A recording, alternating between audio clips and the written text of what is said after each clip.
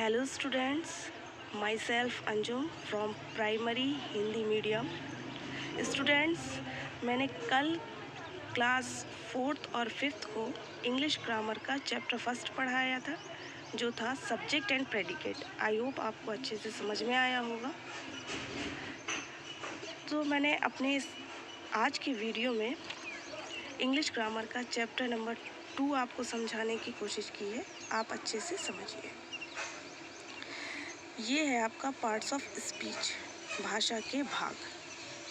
सभी जानते हैं ना भाषा क्या होती है, हिंदी में आपने पढ़ा होगा। How many types of parts of speech, भाषा के कितने भाग होते हैं। So there are 8 types of parts of speech, भाषा के 8 भाग होते हैं। पहला है नाउन, संज्ञा। सेकंड है आपका प्रोनाउन, सर्वनाम। थर्ड है एडजेक्टिव, विशेषण। फोर्थ है वर्ब, क्रिया। फिफ्थ है एडवर्ब, क्रिया विशेषण। सिक्स है प्रपोजिशन, संबंध सूचक। सेवेंथ है कंजक्शन, संयोजक। एट्थ है इंटरजेक्शन, विस्मयादि बोधक।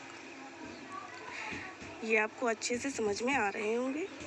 और एक काम और करना है आपको, ये पढ़ना तो है ही, और इसके साथ एक कोई रिवीज़न की कॉपी बनाइए, उसमें अपने नोट्स बनाते जाइए, जिससे आपको बाद में भी पढ़ने में आसानी हो। चलिए, अच्छा, अब हम थोड़ा नाउन को अच्छे से समझ लेते हैं। नाउन यानी संज्ञा। सबसे पहले इसकी डेफिनेशन सभी जानते हैं ना, पिछली क्लासों में भी आपने पढ़ा है। डेफिनेशन मीन्स होता है परिभाषा। A noun is the name of person, place और things. A noun is the name of person, place और things। किसी व्यक्ति, स्थान, जानवर या वस्तु के नाम को संज्ञा कहते हैं। जैसे Ram, Kanpur, cat, table, etc यानी इत्यादि। ये तो थी नाउन की परिभाषा और उसके उदाहरण। अब हम नाउन के भाग पढ़ते हैं कि आखिर नाउन के कितने भाग होते हैं। तो देखिए, काइंड्स ऑफ नाउन, संज्ञा के प्रकार। There are 5 types of noun, संज्ञा के 5 प्रकार होते हैं। फर्स्ट है प्रॉपर नाउन, व्यक्तिवाचक संज्ञा। व्यक्तिवाचक संज्ञा उसे कहते हैं किसी व्यक्ति, स्थान या वस्तु विशेष के नाम को व्यक्तिवाचक संज्ञा कहते हैं। Example Ganga, Mumbai, Himalaya, etc। Second है आपका कॉमन नाउन यानी जातिवाचक संज्ञा। किसी जाति या किसी प्रकार के प्राणी, स्थान या वस्तु के नाम को जातिवाचक संज्ञा कहते हैं। Example river, city, boy, etc। Third है आपका एब्स्ट्रैक्ट नाउन यानी गुणवाचक संज्ञा। किसी गुण, काम या दशा के नाम को गुणवाचक संज्ञा कहते हैं।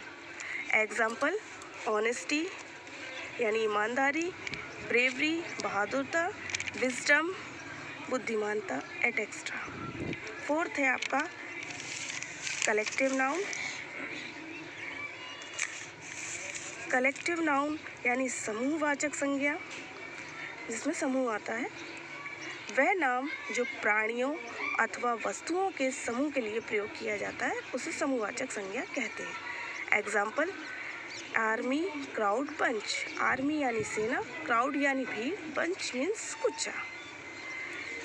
फिफ्थ है आपका मटेरियल नाउन यानी पदार्थवाचक संज्ञा।